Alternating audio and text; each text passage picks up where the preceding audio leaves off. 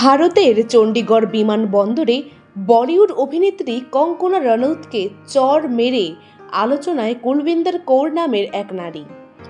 ঘটনার পর একটি ভাইরাল হওয়া ভিডিওতে কঙ্গনার প্রতি ক্ষোভ প্রকাশ করতেও দেখা গেছে তাকে। কী কারণে কঙ্গনাকে চড় মারলেন তিনি? কেনই বা এত ক্ষোভ? লোকসভা নির্বাচনে সদ্য বিজয়ী বিজেপির এই সংসদ সদস্যকে চড় মারার সাহস দেখানো কে এই কুলবিন্দর কৌর? ভারতীয় গণমাধ্যমগুলো জানিয়েছে 2020 সালের কৃষক আন্দোলন নিয়ে কঙ্গনার করা মন্তব্যের বিষয়ে বেশ ক্ষুব্ধ ছিলেন কুলবিন্দর।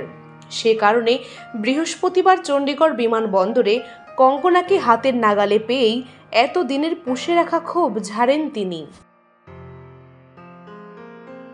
এদিকে চড়কাণ্ডের একটি ভিডিও ভাইরাল হয়, যেখানে কুলবিন্দরকে চিৎকার করে বলতে শোনা যায়, আমার মা ছিলেন ওখানে। জানা গেছে, দিল্লি জুড়ে ব্যাপক আলোড়ন তৈরি করা কৃষক আন্দোলনে 100 টাকার বিনিময়ে অংশ নিয়েছিলেন নারীরা।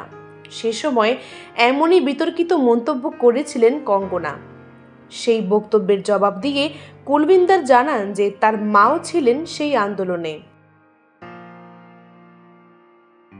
তাকে বলতে শোনা যায়, কঙ্গনা বলেন, নারীরা 100 টাকায় বসেছিলেন কৃষক আন্দোলনে, উনি গিয়ে বসবেন ওখানে?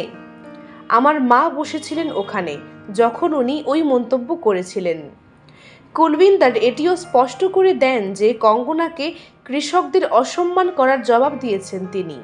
জানা গেছে, কুলবিন্দর সেন্ট্রাল ইন্ডাস্ট্রিয়াল সিকিউরিটি ফোর্সের একজন নারী কনস্টেবল। এই ঘটনার পর তাকে সাসপেন্ড করা হয়েছে এবং তার বিরুদ্ধে পুলিশে অভিযোগ দায়ের করা হয়েছে। এছাড়া এই ঘটনার তদন্তের জন্য বিমানবন্দরে নিরাপত্তা প্রদানের দায়িত্বপ্রাপ্তদের নির্দেশ দিয়েছেন আদালত। ভারতীয় গণমাধ্যমগুলো জানিয়েছে, সিআইএসএফ কনস্টেবল কুলবিন্দর কৃষক পরিবারের সন্তান। 2009 সালে তিনি সিআইএসএফে যোগ দেন।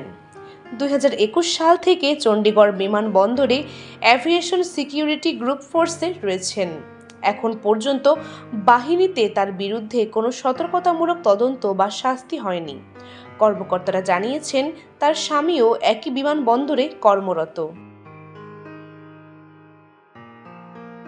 এদিকে নিজের সোশ্যাল মিডিয়ায় পোস্ট করে কঙ্গনা জানিয়েছেন, বর্তমানে তিনি সুরক্ষিত রয়েছেন।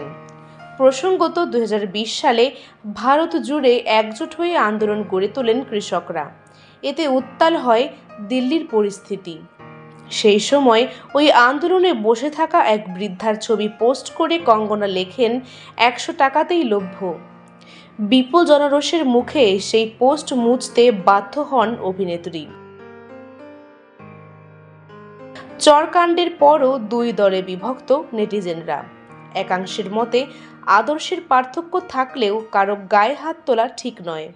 অন্যদিকে আরেক দল বলছে, ওই নারী কনস্টেবল ঠিক কাজই করেছেন।